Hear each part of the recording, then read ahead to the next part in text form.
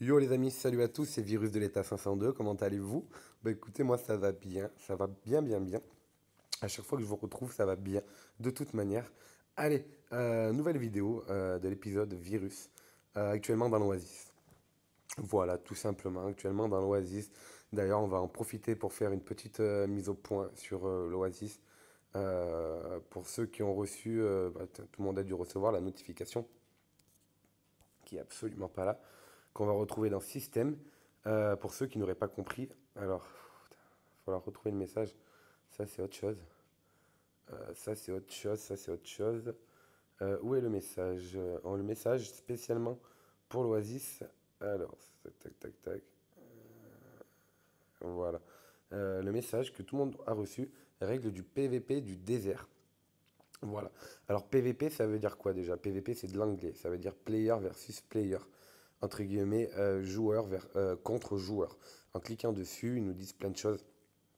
Voilà, que je vous laisse le soin de lire, soit en mettant sur pause ou soit en lisant dans votre boîte mail que vous avez dû recevoir. Tout simplement, ici, pour résumer, il nous indique simplement que même en temps de paix, il est possible d'attaquer des joueurs et il est possible de vous faire attaquer. Alors il faut faire très attention, parce que ça, c'est une arme de destruction. Ok. Admettons que je décide d'aller récolter ici. Voilà, tout simplement euh, sur ce petit champ de pain, voilà, qui est un pain de zone 10. Même si moi je suis en zone protégée, comme on peut le voir, je suis en zone protégée, il le stipule ici. Voilà, je suis en zone de paix. Même si je vais récolter, on va dire, où vous voulez, hein, donc dans la map, mais nous on va se mettre là.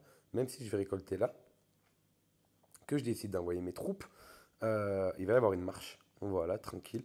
Mais si un autre joueur a la bonne idée d'aller sur le même champ de ressources que moi, c'est-à-dire celui-ci, donc on sera deux à aller sur le même champ de ressources, on va rentrer dans un mode... euh, on va rentrer en fait, on aura la possibilité d'être attaqué, tout en étant dans la zone de paix. Donc il faut être très vigilant. À partir du moment où vous envoyez vos soldats ou vos camions sur un champ de récolte, faites bien attention. Suivez bien vos camions pour que pas un autre joueur justement fasse une technique, parce que maintenant c'est une technique d'aller sur le même champ de récolte que vous en même temps, ce qui va vous enlever entre guillemets votre bouclier, même si vous en avez pas, et vous allez avoir la possibilité malheureusement de vous faire attaquer. Donc faites bien attention où est-ce que vous envoyez vos soldats à la récolte. Restez, suivez toujours votre marche. Avant, ce qu'on faisait, on envoyait les soldats récoltés avant même qu'ils n'atteignent le point de ressources que l'on a choisi. On éteignait le téléphone, on repartait sur autre chose, tac, et on savait que nos soldats allaient arriver tranquillement à la récolte. Mais maintenant, c'est plus possible parce que, comme j'ai dit, si un autre joueur décide d'aller sur le même point de récolte que vous allez rentrer en mode, enfin, dans l'état PVP, joueur contre joueur, et vous allez vous faire attaquer, vous allez vous faire dépouiller, et vous allez ruiner votre partie. Donc moi, ce que je vous conseille, euh, récolter proche de vous. Voilà, pas sur des ressources 5, mais voilà, c'est un exemple. Récolter proche ou alors utiliser carrément le territoire de l'Alliance, voilà, tout simplement. Utiliser le territoire de l'Alliance pour récolter. Ainsi, de toute façon, là, personne ne peut venir vous piquer vos ressources et faire la technique de venir vous attaquer et de vous baiser la gueule, tout simplement. Voilà, donc soyez bien vigilants. Il y a beaucoup de joueurs, je pense, qui vont se casser les dents ou qui se sont déjà cassés les dents, malheureusement, en n'ayant pas compris la nouvelle règle du désert. C'est bien, oui et non, mais c'est quand même, je sais pas, je vous laisse mettre votre avis. Moi, personnellement, qui en semaine n'ai pas trop le temps de passer du temps sur le jeu, c'est vrai que c'est plutôt un inconvénient parce que j'ai autre chose à foutre que de suivre mes camions qui vont à la récolte. Mais bon, voilà, ça fait partie du jeu, voilà, c'est un danger de plus, voilà, c'est un danger de plus. Bref, allez, passons. Nous, on va passer tout de suite à la deuxième base. Il y en a beaucoup qui m'ont demandé comment se passait la deuxième base, comment on fait pour la voir, qu'est-ce qu'il y a dedans, quelle est son utilité. Donc, pour avoir la deuxième base, il faut avoir 1,5 million de technologies. À partir du moment où vous avez 1,5 million de technologies, vous avez la possibilité d'accéder à la deuxième base qui se situe ici. Voilà, donc on va cliquer dessus. Voilà, donc nous voici dans la deuxième base que je suis en train de faire évoluer au niveau 2. Voilà, tranquillement. C'est pas une priorité pour le moment, mais bon, tranquillement. Dans la deuxième base, on peut faire évoluer, on a la possibilité de construire déjà plusieurs bâtiments. que je vais vous présenter tout de suite. Voilà, tac, on va faire ça. Tac. Donc au milieu, allez, on a donc la deuxième base. Hop là, voilà. Le bâtiment central de la deuxième base, voilà. En l'augmentant, on voit que ça nous amène augmenter la vitesse. Voilà. Tout est marqué de toute façon, je vous laisse lire. Voilà. Donc moi j'ai construit tous les bâtiments possibles que l'on peut construire dans la zone, dans le deuxième bâtiment. On a la possibilité de construire euh, trois usines universelles. Voilà, les usines universelles, c'est ça. Hop là, les trois bâtiments. Au maximum, pour le moment, on peut en construire trois et on a possibilité de faire évoluer les différents niveaux actuellement jusqu'au niveau 10. Voilà, avec les étoiles. Pour le moment, pour les usines universelles. Alors, trois usines universelles. À quoi nous servent les usines universelles? On va y aller tout de suite, on va voir, c'est quand même bien sympathique. Donc moi, je suis actuellement au niveau 1 pour les usines. En cliquant dessus, j'ai la possibilité de réaliser des documents militaires qui me servent à l'évolution de ma deuxième base. J'ai la possibilité de pouvoir faire des plans du bâtiment, ce qui est quand même assez bien, parce que les plans du bâtiment, pour le moment, on avait, on va dire, qu'une seule manière de les gagner, c'était dans les récompenses quotidiennes, en remplissant les différentes activités, et aussi dans les coffres. Donc voilà, donc on a maintenant la possibilité de construire, du moins pour le moment, au niveau 1, trois plans du bâtiment et des accélérations d'une heure aussi. Ensuite, au niveau 2, ça va augmenter, etc. etc. Je vous laisse regarder. Donc, on va en profiter pour remettre au maximum les plans du bâtiment. Voilà. Sachant qu'il faut, c'est quand même bien, franchement, de faire les plans du bâtiment. 6 heures plus ou moins pour faire un plan, 3 plans du bâtiment, c'est correct, parce qu'avant, on n'avait pas la possibilité d'en faire. Donc, ça fait vraiment plaisir. Ensuite, on a le centre médical. Bah, le centre médical, comme son nom l'indique, on peut avoir 50 000 soldats blessés au maximum au niveau 1. Voilà, possibilité pareil de faire évoluer le centre médical.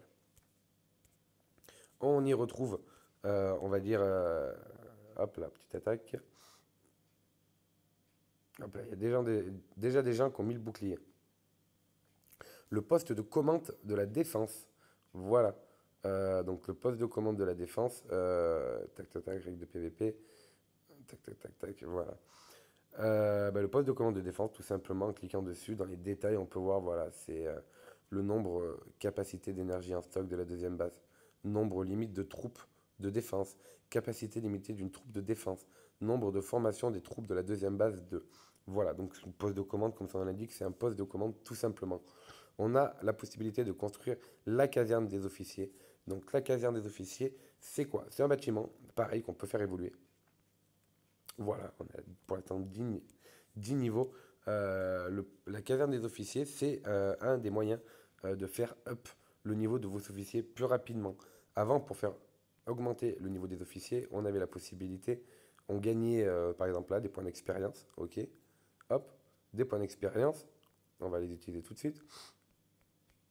On va prendre Cécilia parce que c'est elle qu'on fait monter en ce moment. Elle est où? Elle est où? Elle est où? Elle est où? Elle est où? Elle est là. Voilà, on va dans la tribu, on faisait monter, hop, on lui donne tout, ok. Et là, on peut voir, voilà, hop, du niveau 19, niveau 38, 19%. Avec les points que je vais lui mettre, je vais passer au niveau 38, 22%. Le but étant d'arriver à 100%. Donc on va lui mettre tous les points à elle. On voit, regardez, ça continue à monter, ok. De 22%, je suis passé à 26%. Donc on va lui remettre. Là, c'est pareil. De 26%, je passe à 28%. Et là, je ne devrais pas bouger. Voilà. Mais avec la caserne des officiers, on a la possibilité. Je vais cliquer par exemple. Actuellement, au niveau 1, j'ai la possibilité de mettre 2 officiers. On va cliquer sur ça. En mettant Cécilia, je peux la faire entraîner soit 3 heures, soit 6 heures, soit 12 heures. Le tout me coûte des ressources, comme on peut voir, suivant le nombre d'heures que je vais la faire passer dedans. Ok. Et on peut voir, avec 3 heures, elle passe de 28% à 29%. Ça me coûte là les ressources. Si je la mets 6 heures en entraînement, elle me coûte de 28% à 29%. Si je la mets 12 heures en entraînement à l'intérieur, elle passe de 28% à 30%. Donc, entre guillemets, vous upez le level de votre officier sans forcément avoir des points d'expérience. Voilà, ça coûte des ressources, comme on peut le voir. Mais voilà, c'est une des manières. Sachant que chaque officier que vous mettez euh, à, chaque officier que vous mettez dans la caserne des officiers, par exemple, on va dire qu'on va mettre Cécilia pendant 12 heures, ok, et bien pendant 12 heures, Cécilia ne sera pas utilisable. Elle sera dans le centre euh, d'en- d'entraînement des officiers, donc je ne pourrai pas l'utiliser, que ce soit pour attaquer, pour défendre, voilà. Donc faites bien attention si vous mettez votre officier de défense à l'intérieur, n'oubliez pas qu'il ne sera pas utilisable et qu'il ne pourra pas défendre votre base. Et ensuite, on retrouve même principe que les casernes pour construire des soldats. Donc on peut construire les mêmes soldats, voilà. T1, T2, T9, T10, on a la même possibilité des nouveaux véhicules. On a également des nouveaux guerriers, voilà, comme on peut voir, des nouveaux guerriers. On peut construire et produire également des nouveaux snipers, voilà, qu'on peut construire uniquement dans cette zone-là. Et on peut construire également de nouveaux zombies. Alors, je sais pas quel était leur délire. Des gorilles zombies, pourquoi pas. Bon, ils ont une bonne défense, c'est des zombies qui servent à défendre, mais bon, pourquoi pas. Donc voilà, on a la possibilité, mais alors actuellement, comme je suis en production, on ne peut pas voir, mais je peux les construire qu'à un certain moment. On y reviendra dessus, parce que là, comme je suis en production, je ne peux pas vous montrer. Je peux faire annuler l'entraînement, mais ça fait chier. Je vous montrerai, voilà, il faut monter le niveau de la caserne et obtenir une étoile. Voilà. La petite chose qui est sympa, c'est que dans la zone 1, enfin dans la base principale, sans faire trop de recherche, on ne peut pas avoir plus de 200 000 T11. Là, on peut voir en cliquant dessus dans la deuxième base, sur le petit triangle jaune, on a la possibilité d'avoir 2 millions directement de T11. Voilà, donc c'est quand même plutôt sympa. 10 fois plus de T11 sans faire de technologie dans la deuxième base. Voilà, hop. Donc voilà, donc c'est quand même plutôt sympathique, faut le dire, cette deuxième base. C'est quand même plutôt sympathique, surtout qu'on peut récolter avec cette deuxième base. Voilà, on peut récolter tranquille. On peut récolter et surtout ce qui est bien, c'est qu'à chaque fois qu'on prend euh, que l'on que les soldats sont terminés d'être produits, la puissance que les soldats de la base 2 vont s'accumuler sur la base de la puissance 1. Donc il y a possibilité de monter plus vite de niveau enfin plus vite en puissance du moins que la base, voilà, de monter en puissance en aidant la base 1 avec la production de soldats.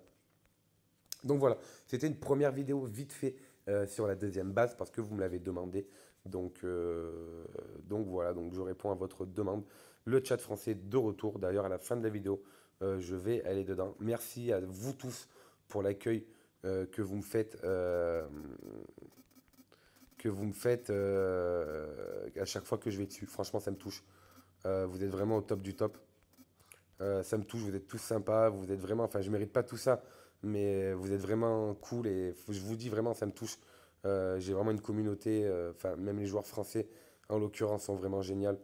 Voilà, vous faites vraiment plaisir. Et bah, c'est vrai que ça fait plaisir, bah, même s'il y a beaucoup de conneries qui se disent dessus, ça fait, voilà, vous êtes dans la plupart voilà, tous sympas. Et hop, vous êtes tous sympas. Et voilà, je peux pas. Voilà, vous faites vraiment plaisir. Donc voilà, bah écoutez, moi je réponds juste à votre demande sur la deuxième base. Euh, donc la prochaine fois, bah écoutez, je sais déjà sur quoi je vais faire la vidéo. Donc voilà, ce sera une surprise. Quant à moi, je vous dis à très bientôt. Prenez soin de vous. C'était Virus de l'État 502. À la prochaine. Bye bye.